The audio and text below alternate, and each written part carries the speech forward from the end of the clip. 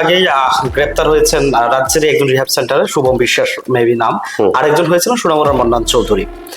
দুজন গ্রেপ্তারের পরেই রিহ্যাব সেন্টার গুলোকে নিয়ে আসল সরকারি দেখভাল করা কতটা প্রয়োজন, কি বলবেন বিষয়টা? আমি যদি এখন শুভেন্দু অধিকারী, যিনি মাননীয় মুখ্যমন্ত্রী রয়েছেন পশ্চিমবাংলার, ওনার সঙ্গে এখন ছবি তুলি আমি, আর এখানে এসে ত্রিপুরা আমি গুন্ডাগিরি করি, তো উনি কি জেনে বসে থাকবে কে রাজেশ ঘোষ গুন্ডাগিরি করছে ত্রিপুরা? ওরা কি করতো একটা সময়, ওরা কি করেছে একটা সময়, আয়ের উৎস কি, দামি দামি গাড়ির উৎস কি, এত এত বিদেশ ভ্রমণের উৎস কি? আপনি দেখতে পাচ্ছেন বিশাল বড় একটা রিহ্যাব সেন্টার ছিল কিছুদিন আগে, ওটার মধ্যে কি নেশা টেশা পেয়েছে আমি শুনলাম, যতটুকু দেখলাম। তো ওটা কিভাবে হলো? রিহ্যাব সেন্টারের মধ্যে ওই গাঁজা পাওয়া যাচ্ছে এখানে। কি বিরোধী আছে এ রাজ্যে? সিপিএম কি বিরোধিতা করছে? কিচ্ছুই তো নেই বিরোধী। বিরোধী ভেনিস। ড্রাগস কাদের সময় থেকে শুরু হয়েছে? ওইদের সময় থেকে শুরু হয়েছে। কালকে মাননীয় মুখ্যমন্ত্রী স্যারও বলেছে, আমাদের মাননীয় মুখ্যমন্ত্রী স্যারকে বলছে ড্রাগস ব্যবসায়ী। এটা হয় ড্রাগস ব্যবসায়ীর সঙ্গে জড়িত এক দুজন তিন চারজন, যারা ওই ভালো লোকেরদের সঙ্গে নিজেদেরকে বলে কন্টেন্ট ক্রিয়েটার। এরা কন্টেন্ট ক্রিয়েটার না, এরা সমাজের বাজে ক্রিয়েটার। ভারতীয় জনতা পার্টির থেকে আমি পারে যদি কেউ বলতে পারে যে আমি বিশাল টাকা নিয়ে প্রোগ্রাম করি, সেদিন রাজনীতি ছেড়ে দেবে। নমস্কার, আপনারা দেখছেন ত্রিপুরা টিভি। ত্রিপুরা টিভির বিশেষ অনুষ্ঠান লোককথায় আজ আমরা যেখানটায় রয়েছি এমন একজন শিল্পীর কাছে, যিনি 2018 সালের পূর্ব থেকেই রাজ্যের যে বর্তমান সরকার রয়েছে একটা গোটা সিস্টেমের বিরুদ্ধে গিয়ে গান করে কিন্তু ত্রিপুরায় নজির গড়েছেন এবং সরকার পাল্টানোর ক্ষেত্রে ওনার একটা বিশেষ অবদান রয়েছে। কিছুটা হলেও আন্দাজ করতে পারছেন আমরা কার কথা বলছি শিল্পী রাজেশ ঘোষের কথা। দাদাকে প্রথমে স্বাগত জানাবো আমাদের পর্দায়। ত্রিপুরা টিভির বিশেষ টক শো লোককথা, যেখানে উঠে আসে সমাজ, সংস্কৃতি ও সমসাময়িক প্রসঙ্গের নানা দিক। প্রতি রবিবার রাত 8টায় চোখ রাখুন ত্রিপুরা টিভির পর্দায়। নমস্কার দাদা, জানতে চাইবো 2018 সালের পূর্ব থেকে গান বাজনা করছো, কিন্তু একটা সরকারের বিরুদ্ধে গিয়ে শিল্পী হিসেবে গান করা এবং একটা সরকারকে পরিবর্তন করতে যে শিল্পীর শৈল্পিকতা দরকার, সেই বিষয়টাকে কিভাবে বিশ্লেষণ করবে? আমি অ্যাকচুয়ালি মোস্ট প্রবাবলি 2016 নভেম্বর ডিসেম্বরের দিকে আমি ভারতীয় জনতা পার্টিতে যোগদান করি এবং মানে কি বলবো, মানে সেই সময় আমি জানা ছিল না যে ভারতীয় জনতা পার্টির হয়ে গান গাইবো। যেহেতু শিল্পী, গান তো গাইবো, কিন্তু পার্টির হয়ে গান গাইবো সেটা আমি জানা ছিল না। আমাদের সেই সময় আমাদের সকলের প্রিয় টিঙ্কু রায় মহোদয়, যিনি মাননীয় মন্ত্রী আমাদের সেই সময়, উনি এবং আমাদের বিপ্লব কুমার দেব, প্রতিমা ভৌমিক এবং সুনীল দেওধর, আচ্ছা, ওনাদের তত্ত্বাবধানে তখন সেই সময় আমি মানে গান, ভারতীয় জনতা পার্টির গান গাওয়ার জন্য আমাকে বলা হয়েছিল এবং আমি তৎক্ষণাৎ রাজি না হয়ে একদিন পরে দুদিন পরে আমি রাজি হয়েছি। এবং সেই সময়টা থেকে আমার জীবনের টার্নিং পয়েন্ট, ওটা রিস্ক টার্নিং পয়েন্ট, কারণ সেটা সেই সময় ছিল সিপিএম এর, মানে তৎকালীন বামফ্রন্ট সরকারের, মানে কি বলবো, মানে ভয়াবহ সেই রূপ। সেই সময় গান গাওয়ারও কেউ ছিল না। সেই সময় এই রাজ্যে এইভাবে গান গেয়ে, বক্তৃতা দিয়ে, ভাষণ দিয়ে সারা রাজ্যের মানুষকে উৎসাহিত করা, উদ্দীপনা করা, ভোট দেওয়ার জন্য ভারতীয় জনতা পার্টিকে কেউ ছিল না। আমি ছিলাম, আমি ভয় পাইনি। অনেক আক্রমণ হয়েছে, অনেক কিছু হয়েছে আমার উপর, মানে সেই সময়, কিন্তু আমি ভয় না পেয়ে আমি এগিয়ে গেছি। জানতাম না তখন যে ভারতীয় জনতা পার্টির সরকার 2018 সালে প্রতিষ্ঠিত হবে, না জেনে করেছি। জানার এসে গেলে তো সবাই করতে পারে, আসার আগে যারা করে, আমি আমার কথা বলছি না, যারা প্রত্যেকটা ভারতীয় জনতা পার্টির কার্যকর্তা রয়েছেন, প্রত্যেকটা মানুষ যারা পরিশ্রম করেছেন, অনেক বলিদান হয়েছে, অনেকে শহীদ হয়েছে, অনেকে তাদের পরিবার সবাই মিলেই পরিশ্রম করে এই সরকারটা এসছে। এবং বর্তমানে যিনি আগে ছিলেন আমাদের প্রাক্তন তো বলে না, আমাদের যিনি সকলের প্রিয় বিপ্লব কুমার দেবজি, যিনি এখন সারা ভারতবর্ষে নজির করেছেন একের পর এক রাজ্য জয় করে। তো বিপ্লব দেবজির মুখ্যমন্ত্রিত্ব কাল থেকে শুরু করে এখন আমাদের প্রফেসর ডক্টর মানিক সাহাজির এত সুন্দর সিস্টেম চলছে ওনার তত্ত্বাবধানে। আমি জানি, দৃঢ় বিশ্বাস, যে আমি যেই স্বপ্ন নিয়ে দেখেছিলাম 2018 সালে, মানুষকে গানের মাধ্যমে বলেছিলাম যে এই রাজ্যে পরিবর্তন হলে, ভারতীয় জনতা পার্টির সরকার প্রতিষ্ঠিত হলে সবার ভালো হবে, রাজ্যের উন্নতি হবে। সেটা আস্তে আস্তে হবে। হ্যাঁ, সবটাই পূর্ণ হয়ে গেছে এরকম বলবো না, আস্তে আস্তেই হবে। মাত্র 7-8 বছরের সরকার, একটা 25 বছরের সরকার যে ঋণ করে গেছে, বা 25 বছরের সরকার যে যা যা করে গেছে এই রাজ্যে, সেটা থেকে ব্যাক আপ করে রাজ্যটাকে আবার সুন্দর করে করতে গেলে সমস্ত বাধা উপেক্ষা করে একটু তো টাইম লাগবে। হট করে তো কিছু হয়ে যায় না। তারপরে অনেক রাস্তাঘাট হয়ে গেছে, অনেক জায়গায় যেগুলোতে বিদ্যুৎ ছিল না, যেগুলোতে পানীয় জল ছিল না, আস্তে আস্তে আস্তে আস্তে সব জায়গায় উন্নতি হচ্ছে প্রফেসর ডক্টর মানিক সাহাজির নেতৃত্বে। এটাই আমার। একটা বিষয় হচ্ছে, শিল্পী হিসেবে গান গাওয়ার জন্যই কি বিজেপির গান, নাকি গোটা একটা সিস্টেম আপনার পছন্দ হচ্ছিল না ওই সময় যে তৎকালীন সরকার ছিল, এর জন্য গানের মাধ্যমে প্রতিবাদ করে সরকার আনা? হ্যাঁ, আমি বরাবরই বিরোধী দল ছিলাম, বিরোধী দলের ছিলাম, কংগ্রেস করতাম। আমার ফ্যামিলি ব্যাকগ্রাউন্ডও কংগ্রেস ছিল। তো আমরা কংগ্রেস করতাম একটাই কারণ, যে বামফ্রন্ট সরকারকে সরাতে হবে। তখন সময় কংগ্রেসই ছিল বিরোধী দল। তো দেখছিলাম কংগ্রেস দিয়ে হচ্ছে না, একের পর এক ইলেকশন আসে আর যায়, ক্ষমতায় চলে আসছে বলে পরবর্তী সময় দেখা যায় সেটিং হয়ে গেছে। যদিও আমি দেখিনি, শুনেছি সেটিং হয়ে গেছে, এই হয়ে গেছে, কংগ্রেস আসে না, আসবে আসবে বলে। তো এইভাবে তো আমাদের বাবা কাকাদের লাইফ শেষ হয়ে গেছে, আমাদের অর্ধেক লাইফ শেষ হয়ে গেছিল। তো আমি তো চাইবো না আমার সন্তান বা আমার যারা পরবর্তী জেনারেশন আসবে ওদেরও লাইফ আমাদের মতো শেষ হয়ে যাক। তো আমি ডিসিশন করেছি যে না, আমরা সবাই মিলে এই বামফ্রন্ট সরকারকে সরাতে গেলে নরেন্দ্র মোদীজি ওনার হাত ধরা ছাড়া উপায় নেই। তো সবাই মিলে আমরা একজন সাধারণ কার্যকর্তা, আমি তো তখনও সাধারণ ছিলাম, এখনো সাধারণ, নট কোনো সেলিব্রিটি, নট কোনো কোনো কিছু, মানে আমি বিরাট কিছু নেতা না, আমার কিছু নেই। আমি শুধু একটাই, আমি কার্যকর্তা। আমি দলকে ভালোবাসি, নরেন্দ্র মোদীজির নেতৃত্বে সরকার প্রতিষ্ঠিত করতেই হবে, সেই টেন্ডেন্সি নিয়ে তখন থেকে আজকে অবধি। আজকে তো অনেকে আছে, অনেক মানুষ হয়ে গেছে এখন, আমি হারিয়ে যাইনি। আমাকে দল ভালোবাসে, দল যথেষ্ট সম্মান করে। দলকে একটা কথা মাথায় রাখতে হবে, দল সব জানে, দল সবাইকে সম্মান দেয়, কিন্তু আমরা বুঝি না বলে বা আমরা সেটাকে নিতে পারি না বলে। আর যদি কোনোদিন মনোমালিন্য থাকেও, আপনারা দেখেছেন আমাদের গতকাল যিনি অভিষেক দেবরায় মাননীয় সভাপতি যিনি হয়েছেন, উনি বলেছেন যে না, আমরা ফেসবুকে বিচার ব্যবস্থা, তারপর আমাদের মুখ্যমন্ত্রী স্যার বলেছেন কিছু কিছু কথা। তো এইগুলি মাথায় রাখতে হবে যে আমাদের আগামী দিনে দলকে যদি ভালোবাসি, দল বিরোধী কথা বলতে পারবো না আমরা। এটা ঠিক বলেছে, কারণ যদি কোনো মনের কথা থাকে, এবং এই মেসেজটা দেওয়া তো ভালো হয়েছে, অনেকে বোঝে না, লিখে দেয়, কিন্তু এখন এই মেসেজটা দেওয়াতে সবাই বুঝবে। দলের কোনো মনোমালিন্য থাকতেই পারে, সেটা যদি সামনে সামনে গিয়ে এখন কথা বলার সুযোগটা পাবে, ফেসবুকে লিখবে না, এটা আমাদের জন্য ভালো। কারণ বিরোধীরা হাসে অনেক সময়, তো বিরোধীরা সুযোগ খুঁজে বসে আসে। তো সেগুলি থেকে পরিত্রাণ হবে আশা করি মাননীয় সভাপতি অভিষেক দেবরায়ের নেতৃত্বে। দলের বাইরে গিয়েও আপনি একজন শিল্পী, রাজ্যের যে সংস্কৃতির যে পরিবেশ, গান বাজনা, এটা বর্তমানে কেমনটা রয়েছে? আগের তুলনায় কোথাও কি উন্নত হয়েছে কিনা, এই বিষয়টা কি বলবেন? আগের থেকে রাজ্যের গান বাজনা সাংস্কৃতিক দিক দিয়ে 2018 আগে যেরকম ছিল, 18 থেকে 2026 হয়ে গেছে, অনেক পরিবর্তন। এটা আপনারাও জানেন। রাজ্যের শিল্পীদের যেমন পরিবর্তন হয়েছে অনেকটাই, প্রত্যেকটা সরকারি প্রোগ্রাম যারা আগে পেতই না, অনেক এমন সিঙ্গার, এমন মিউজিশিয়ান, অনেক প্রোগ্রাম যারা করে সবাই পায় এখন। মোটামুটি একটা না একটা মেলাতে কোনো না কোনো সরকারি কেউ না কেউ পায়, এক আধজন বাদ দিলেও পরের মেলাতে পেয়ে যায়। তো পেমেন্ট বেড়েছে, শিল্পীদের পেমেন্ট বেড়েছে, যেটা পারিশ্রমিক ওটা বেড়েছে। আগে ছিল যদি 500, এখন হয়ে গেছে 1500, 1000। তো এটাও উন্নয়ন। উন্নয়নের 100 টাকা থেকে যদি 300 টাকা হয়, সেটাও উন্নয়ন। আগে আমার খরচ যদি ছিল 100, এখন 300, তো আমার তো বাড়িয়েও দিচ্ছে। তো সব দিক দিয়েই উন্নতি হচ্ছে। সবচেয়ে বড় কথা হলো মাননীয় সুশান্ত চৌধুরী যা দেখিয়ে দিয়েছে এই রাজ্যে, মাননীয় ট্যুরিজম যিনি মিনিস্টার রয়েছেন, আমার প্রিয় দাদা, এই রাজ্যে আপনারা ভাবতে পারেন সোনু নিগম আসবে, আপনারা ভাবতে পারেন কুমার শানু আসবে, আলকা ইয়াগনিক আসবে, পলক মুচ্ছল আসবে, জুবিন নটিয়াল আসবে, মানে এটা ভাবা যায়, শান আসবে। এরা আমরা জীবনে দেখেছি 2018 আগে একটা প্রোগ্রাম আমাকে দেখান তো, যে আগরতলা শহরের রাস্তা বলে 2018 আগে হয়েছে, মানে এরকম প্রোগ্রাম যেগুলো তৎকালীন বামফ্রন্ট সরকার করেছে। এরা একটা হারমোনিয়াম আর তবলা দিয়ে একটা প্রোগ্রাম করে মিষ্টির প্যাকেট দিয়ে দিত। ভালো প্রোগ্রাম, এরা কোনোদিন প্রোগ্রামের কথা প্রসঙ্গে বলতে হয়, এটা তো বিরোধীরা অপপ্রচার করছে, আপনারা রাজ্যের অর্থ নষ্ট করছেন, বাইরে পাচার হচ্ছে রাজ্যের অর্থ, বিরোধীরা এইভাবে বলছে কথাগুলো।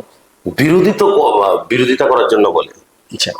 ওরা কোনো ইস্যু পায় আর না পায় এটা কথা বলার জন্য বলে। তাহলে যদি এরকমই হতো, সোনু নিগম যখন বোম্বেতে বসে বলে hi I am Sonu Nigam, আমি ত্রিপুরারে, ওয়ার্ল্ড দেখে এটা, ওটা টাকা দিয়ে বলানো হয় না, আচ্ছা। পেমেন্ট করা হয়, ওর পারিশ্রমিক দেওয়া হয়, নট ওই কথাটা বলার জন্য টাকা দেওয়া হয়। তো সোনু নিগমের মতো আর্টিস্ট, শ্রেয়া ঘোষালের মতো আর্টিস্ট, ওরা যখন বলছে আমরা ত্রিপুরাতে এসেছি, ত্রিপুরাতে প্রোগ্রাম করছি, ত্রিপুরার জন্য বহুত আচ্ছা জায়গায়, এরকম যখন বলে, তো এটা ওয়ার্ল্ডের প্রচার হয় ত্রিপুরার। আর তখনই কিন্তু ট্যুরিজমরা আসে ত্রিপুরেশ্বরী মায়ের মন্দির আছে, 59 জেলা আছে, মানে যা যা আছে, কসবেশ্বরী কালী মন্দির আছে, মানে আপনি খবর নিয়ে দেখুন, আপনাদের কাছে যেটা আছে আপনারা যথেষ্ট মানে ইচ্ছা করলে পাবেন।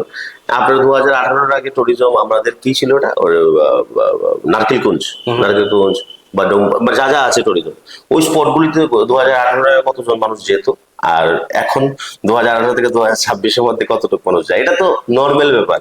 উন্নয়ন হচ্ছে বলে তো এটা সম্ভব। আর ট্যুরিজমের টাকা, রাজ্যের টাকা নিয়ে ওদেরকে দিয়ে দিচ্ছে। রাজ্যের টাকা তো 2018 সালে যখন সে অলকা ইয়াগনিক কুমার সোনা এসেছিল, তো তখনও তো করেছে। তো 2020 সালে যখন করোনা হয়েছে, তো রাজ্য সরকার মানুষকে হেল্প করেনি, কেন্দ্রীয় সরকার মানুষকে হেল্প করেনি। তো এই টাকা এখন যদি বলে যে আমরা তো হেল্প করেছি, তো এই টাকা আমাদের কাছে টাকাই না থাকতো, তো আমরা হেল্প করলাম কিভাবে?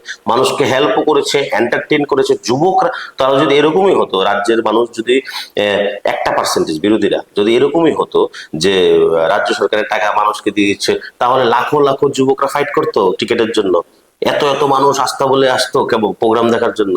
তাহলে তো সবাই যারা বিরোধী দল বলছে, ওরাই তো আমার কাছে ফোন করেছে অনেকে টিকিটের জন্য, দাদা টিকিটটা লাগবে। নেতার ঘরের বিরাট বড় নেতা ছিল, সিপিএম এলসি ছিল, তো ওরাই তো দাদা প্রোগ্রাম দেখবো, তো দাদা প্রোগ্রাম দেখবো, তো প্রোগ্রামের জন্য টিকিটও দিয়েছি। তো এইগুলো কোনো কথা না, এগুলি ওই যারা আপার লেভেলের নেতৃত্ব আছে ওরা একটু বিরোধিতা করার জন্য বিরোধিতা করে। আর যারা মিডল একদম যারা ক্লাস লেভেলের নেতৃত্ব আছে সিপিএম এর বা কংগ্রেসের, যাই হোক, ওরা এরকম বলে না, ওরা টিকিটের জন্য ফোন করে লাইন ধরে। গান বাজনা দিয়েও যে সরকারের পাশে থাকা যায় বা গান বাজনার উন্নতি করেও যে একটা সরকারের পরিবর্তন করা যায়, 2018 সালে রাজেশ ঘোষকে ত্রিপুরা লোকেরা দেখেছে। আপনার একটা জনপ্রিয় গান ছোট্ট করে অন্তরা শুনতে চাইবো খালি গলায়। 2018 সালের আগে, হ্যাঁ, 2018 সালের আগে আমার মেইন যে গান ছিল সেটা হলো চলো পাল্টাই, চলো পাল্টাই, লাল মাফিয়াদের সরকার 18-তে চলো পাল্টাই রে।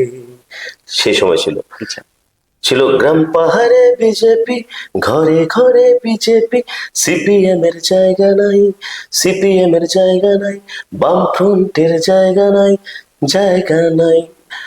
তারপরে ছিল বদলে গেছে আকাশ বাতাস, বদলে গেছে দিন দেখো বিজেপি আসছে, বদলে গেছে ত্রিপুরার অন্ধকারের দিন দেখো বিজেপি আসছে। এবার শুনুন, 2018 সালের সেই গানগুলো যেমন মানুষকে লাড়া দিয়েছিল, আমি কিন্তু ভাবতাম যে না, এই রাজ্যে আপনার ফেসবুক দেখবেন, আমার 2018 সালের 3রা মার্চ রেজাল্ট আউট হয়েছিল। 1 তারিখ আমার লাইভ আছে, 1 মার্চ আমার লাইভ আছে ফেসবুকে, এখনো আছে, আমি রেখেছি। এটা পিন করতে ভুলে যাই, আমি সবসময় পিন করে দেবো কালকে বা আজকের পরে। সে সময় আমি বলেছি 2000 সিপিএম এর আমল, সরকার পরশুদিন কি আসবে কেউ জানে না। আমি বলেছি বিজেপি ছেলে গান বের করে স্টুডিও থেকে লাইভ করে, ওই গানটা ত্রিপুরাতে বিজেপির হলো রে বিজয়, হলো বিজয় হয়নি এখনো, বলছি ত্রিপুরাতে বিজেপি আসছে। ভাবুন একবার যদি না আসতো কি হতো, কি হতো ভাবুন। আমি থাকতাম না এই রাজ্যে, মেরে দিত আমাকে, সিপিএম মেরে দিত। পরবর্তী সময়ে যদি কোনোদিন কোনো চেঞ্জ হয়, আমি তো জানি না, আমি তো এত নেতৃত্ব বুঝি না, রাজনীতি কম বুঝি। 10 বছর পরে, 15 বছর, 20 বছর, 25 বছর পরেও হলো আমি টার্গেট থাকবোই, আমি না হলে আমার পরিবার টার্গেট থাকে, এরকম আর কি। তো প্রত্যেকটা কার্যকর্তাই টার্গেট। তো এদের বিভীষিকাময় সে দিন কোনোদিন ফিরে আসবে না। এই রাজ্যে এখন বর্তমানে যিনি আমাদের রাজ্যের মুখ্যমন্ত্রী রয়েছেন, যথেষ্ট স্বচ্ছভাবে সরকার চলছে। প্রত্যেকটা বিধায়ক, মন্ত্রিত্ব যারা রয়েছেন, বিধায়িকা, সবাই মিলে, মন্ডল প্রেসিডেন্ট, বুথ প্রেসিডেন্ট, সবাই মিলে একত্রিত হয়ে কাজ করছে। এবং অবশ্যই গতকাল থেকে যিনি দায়িত্ব নিয়েছেন আমাদের প্রিয় অভিষেক দেবরায় দাদা, যিনি মাননীয় সভাপতি, ওনার নেতৃত্বে এটা মানে 2028-এর নির্বাচন জমদার হবে, মানে মনে হচ্ছে সেটা। আর তখনও কি এমন ধরনের নতুন আপডেট গান থাকবে যেগুলো 18 গান এখনো বাজছে আপনার গান নিজে কানে যখন শোনেন, অনুভূতি কেমন, বা 28-এর জন্য পরিকল্পনা কি? নিজের গান আমি আর একটা সময় একটু বিরক্তি লাগে মাঝে মাঝে, আচ্ছা। মানে 2017 সাল থেকে শুনতে শুনতে শুনতে শুনতে পাবলিকের বিরক্ত লাগে না, আমার লাগে আর কি। আমার লাগে কেন, আর ভাল লাগে না, মানে যেদিক দিয়ে যাই ওই দিক দিয়ে মানে আমার গান আমার গান আমার গান। হ্যাঁ, প্রথম প্রথম ভাল লাগতো 2017-18 যখন বড় বড় নরেন্দ্র মোদীজির সভা হতো, আমিও যখন মিছিল করে, প্রোগ্রাম সেরে মিছিল করে বাড়ির দিকে ফিরতাম, যখন অনেক লোকরা যখন বাড়ি ফিরে তখন গানগুলো যখন বাজে, রাজদার গান রাজদার গান রাজদার গান, মানুষজন বলে ভাল লাগে আর কি, এটা ভাল লাগতো। এখন ভাল লাগেই না এমন না, মানে মানে কানে বাজে আর কি, এখন মনে হয় যেমন হয়েছে, কিন্তু হ্যাঁ হয়ে গেছে, ওই কানে বাজে। যে বোরিংটা লাগছে আমার, সেটা আমার, পাবলিকের না, আমার যেটা বোরিং লাগছে এটার জন্য না লাগে, তার জন্য নতুন গান আসছে 2028-এর আগে। 2027 সাল আছে, 2026 এই বছরও আছে, পৌরসভা ইলেকশন আছে বিভিন্ন জায়গায়, সেখানে গান আসবে। 2028-এর আগে তো অবশ্যই গান আসবে। আমি আবার তেহেলকা মাচাবো, আবার রাজ্যের প্রত্যেকটা বিধানসভায় যাব। আমি ওই একটা কথা বলতে পারি, কারণ আমি, এটা অহংকার নয়, আমি যেটা পারি এই ভারতীয় জনতা পার্টির জন্য আমি জান দিতে রাজি। কারণ আমি প্রত্যেকটা মন্ত্রী বিধায়ক, প্রত্যেকটা মানে যারা রয়েছেন কার্যকর মানে লেভেলের নেতৃত্বরা, এবং আমাদের প্রিয় মুখ্যমন্ত্রী এবং যিনি প্রেসিডেন্ট অভিষেক দেবরায় দাদা, সবাই জানে, ওনারা সবাই জানে যে আমি নরেন্দ্র মোদীজি প্রোগ্রাম করতে আসতে 2 ঘন্টা লেট, ওই 2 ঘন্টা আসতে আমার মাঠে কিন্তু আমি এই রৌদ্রের মধ্যে মাথা ঘোরাচ্ছিল, কিছু খাতে পারছি, জোর গ্লুকোজের জল খেয়ে খেয়ে মানুষকে আমি 50,000 1 লাখ লোককে আমি ধরে রেখেছি। এটা ওনারা জানে, আপনারাও জানেন। মানে এটা ভীষণ কষ্টের ব্যাপার, ভীষণ কঠিন ব্যাপার। এটা এটা ভগবানের কৃপা না থাকলে আমার উপর আমি পারতাম না। হেঁটে হেঁটে গান গাওয়া, 2 কিলোমিটার 5 কিলোমিটার হেঁটে হেঁটে হেঁটে হাঁটা যায়, এমনিতে হাঁটা যায়, হেঁটে হেঁটে যদি গান গাইতে পারে কোনো সিঙ্গার এই রাজ্যে, আমি একটু দেখতে চাই। হেঁটে হেঁটে গান 4-5 কিলোমিটার, ফ্ল্যাগ আবার একটা হাতে নেই, ওটা সম্ভব না। আলাদাই জোশ, এটা আলাদা জোশ, আলাদা ভালোবাসা থাকতে হবে দলের প্রতি। থোড়ি না আমাকে টাকা দিলে আমি গান গাই, আরে টাকা দিলে আমি গান গাই, টাকা তো এটা আমার পারিশ্রমিক, আমার সঙ্গে যারা বাজায় তাদের টাকা দিতে হবে না, যারা যারা বাজাবে তাদের দিতে হবে না। আমি একটা প্রোগ্রাম করে কি আমি লক্ষ লক্ষ টাকা নিয়ে নিই?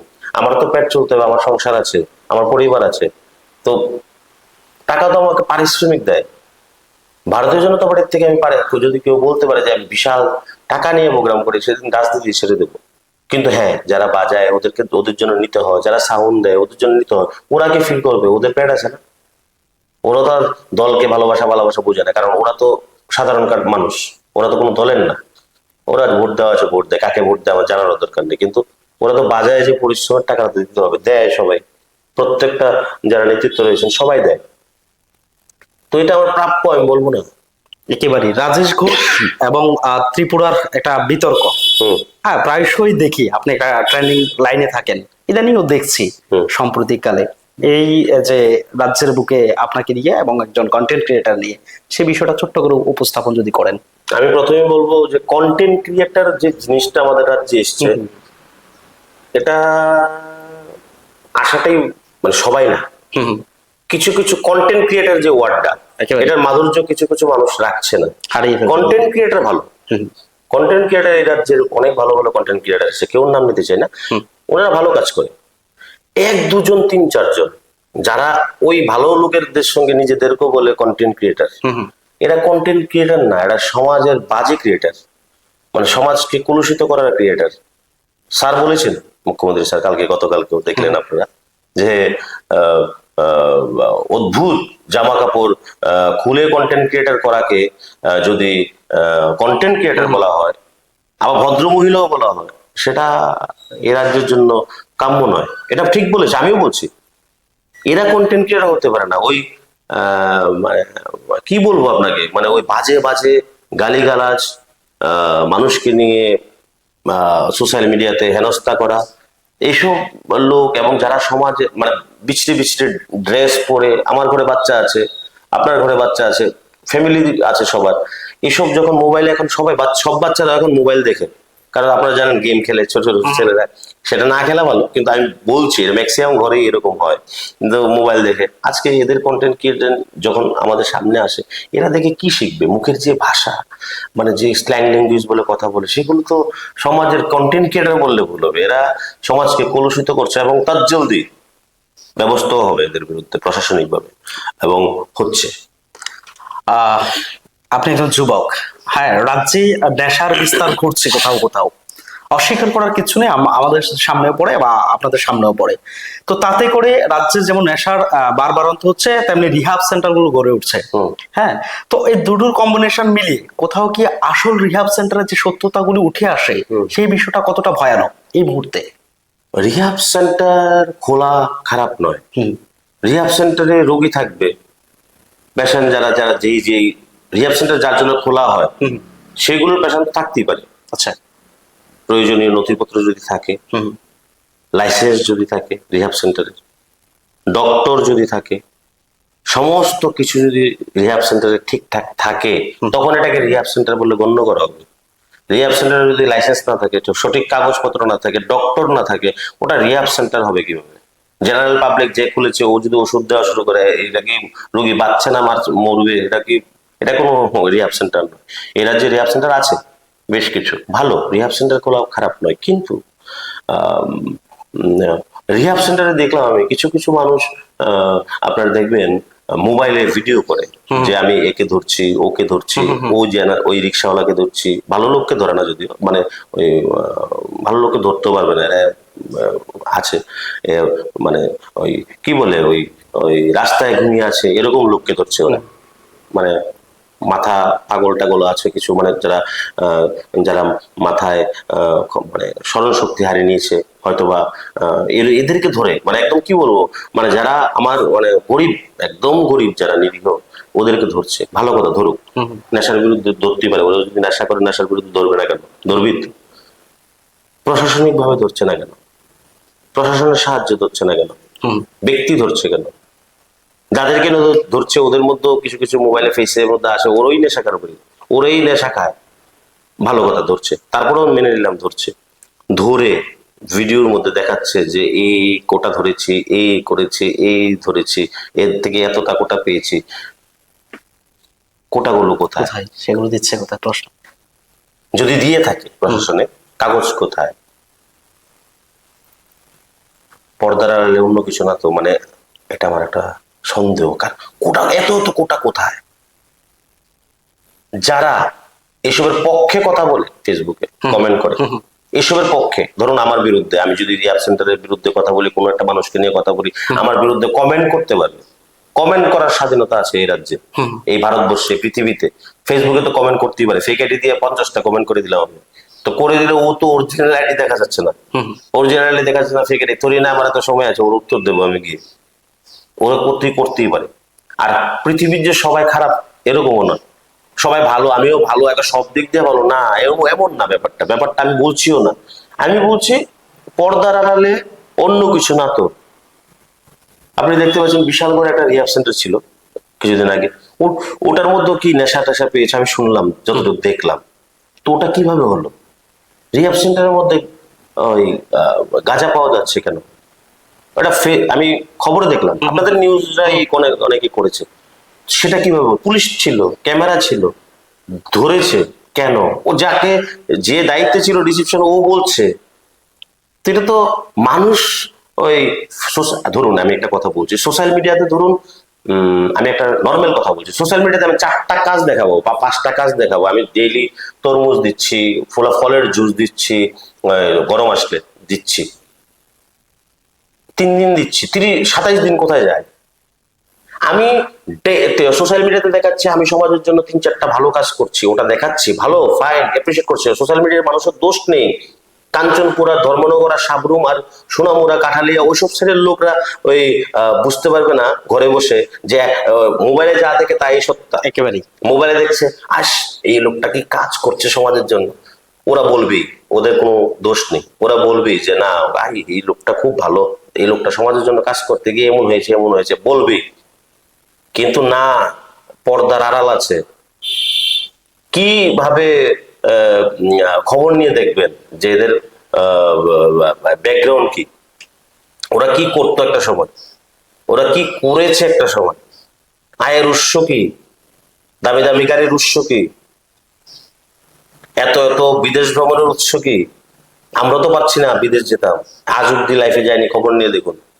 আমার যদি এতই টাকা থাকতো, বিদেশ 5টা দেশ ঘোরা একসঙ্গে, 4টা দেশ, ও বাবা, 4টা দেশ ঘুরো, এক দেশে ঘুরতে পারলাম প্রায় 5 দেশ ঘুরে।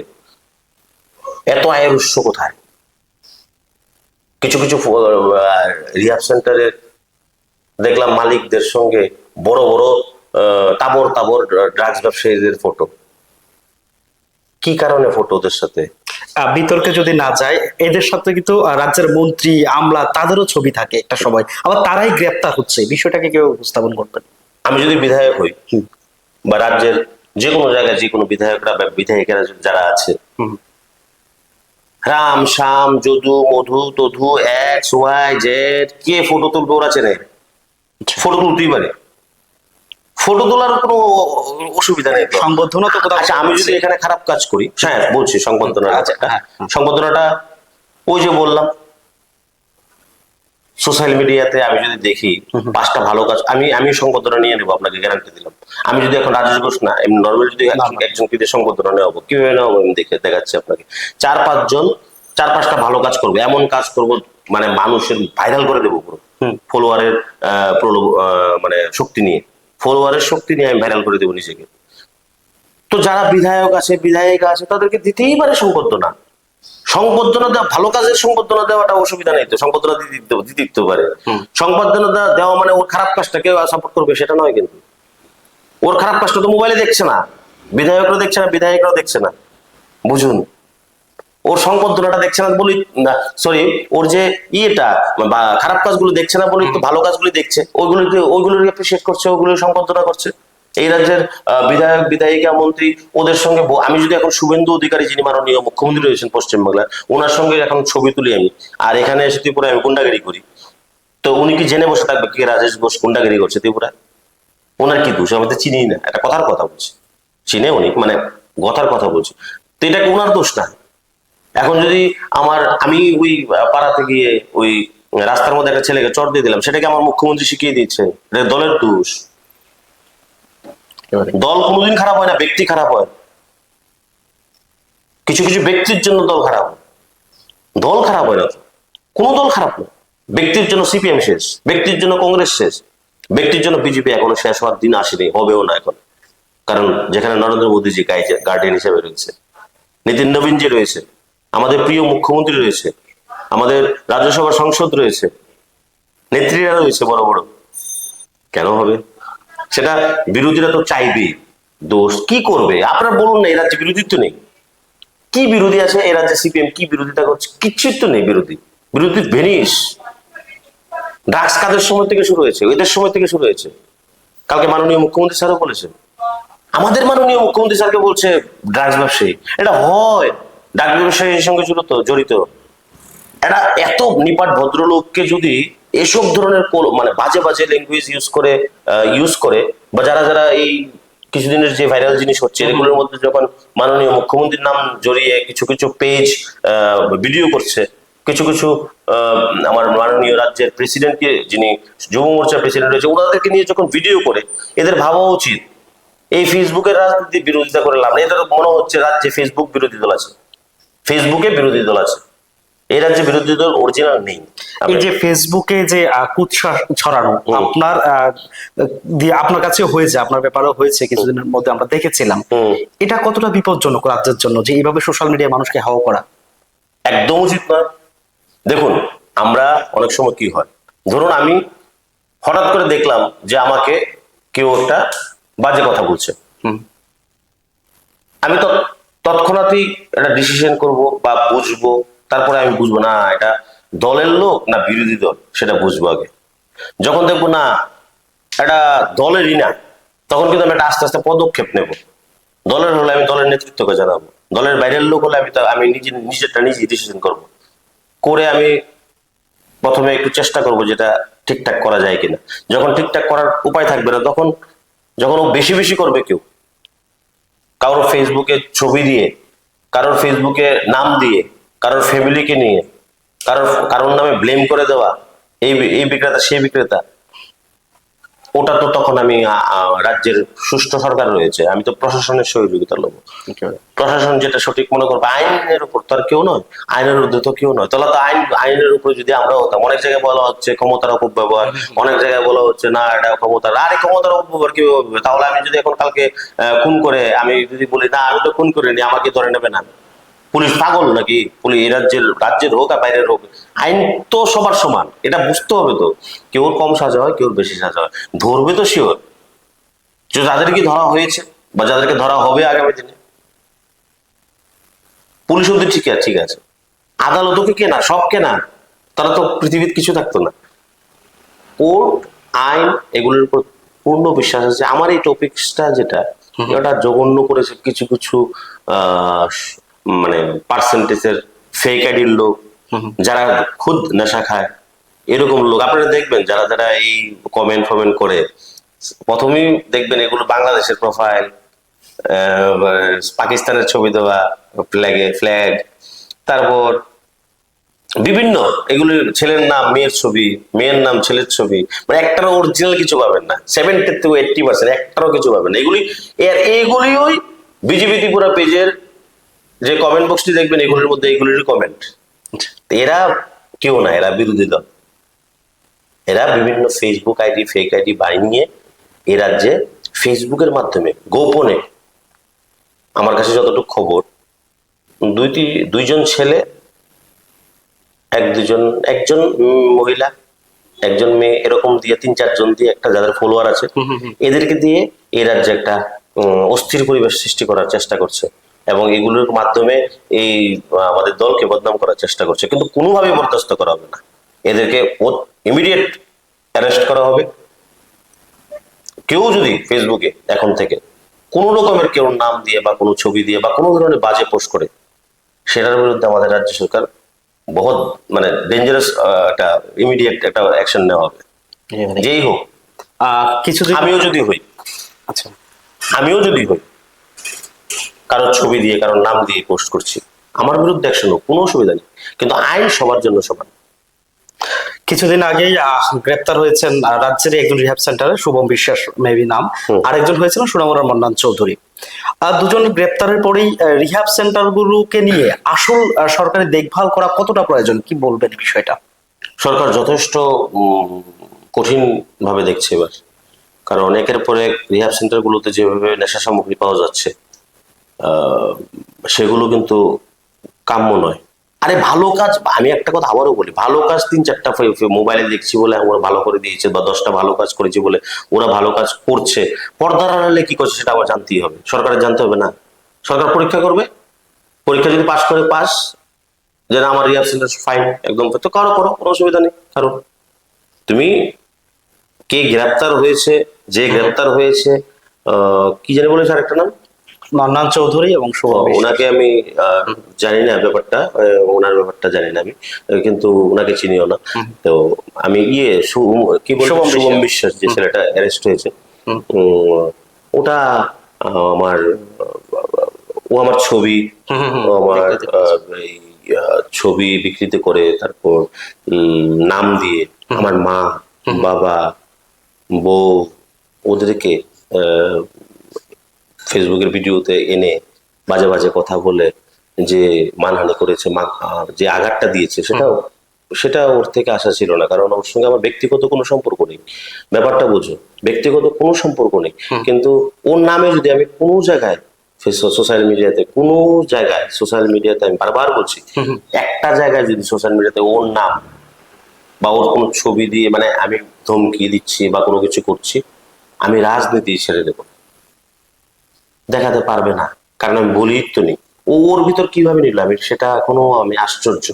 ও আমার ভিডিও করাটাকে ওর ভিতর নিল কেন? আরো তো 100 রিহ্যাব সেন্টারের মালিক আছে।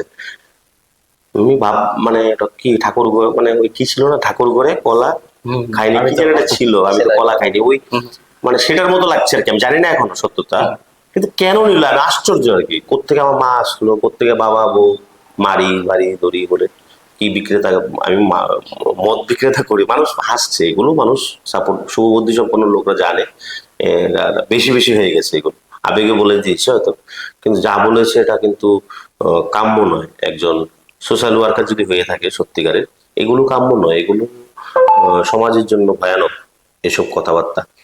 এদের থেকে মানুষ, যারা যদি সোশ্যাল ওয়ার্কার হয়েই থাকে, এদের থেকে মানুষ এদেরকে ফলো করে, এদেরকে যদি মানুষ দেখে যে এরকম করছে সেরকম করছে, এরকম কথাবার্তা বলছে, সেটা কিন্তু মানুষ ভালোভাবে নিচ্ছে না। হয়তোবা ওর ফেসবুকে ফেক আইডি গুলো ওদের কিছু কমেন্ট ভালো করছে, সেটা হতে পারে, কিন্তু আগামী দিনে ভয়ানক হবে। একেবারেই যাওয়ার শেষ মুহূর্তে হুম। আরো দু একটি গানের অন্তরা যদি আপনি শুনান যেতে যেতে। কি গান শোনাবো বলুন? মানে আপনারই পছন্দের, রাজনীতি করতে পারে রাজনীতি না, এভাবেই রাজনীতি তো চলছে দু একটি গানের অন্তরা দিয়ে যদি শেষ করেন আজকের অনুষ্ঠান। কি করে বলবো তোমার আসলে মন কি যে চায়, কেন সে পালিয়ে বেড়ায় তোমায় থেকে। তুমি জানতে পারোনি কত গল্প পুড়ে যায়, তুমি চিনতে পারোনি আমাকে, হায় কি করে বলবো তোমায় আসলে মন কি যে চায়, কেন সে পালিয়ে বেড়ায় তোমায় থেকে। একেবারেই এতক্ষণ আমরা ছিলাম রাজ্যের অন্যতম জনপ্রিয় পরিচিত মুখ শিল্পী রাজেশ ঘোষের কাছে। আমরা ত্রিপুরা টিভির এই বিশেষ অনুষ্ঠান লোককথা থেকে আজকের মতো এখানটায় বিদায় দিচ্ছি। শুভরাত্রি।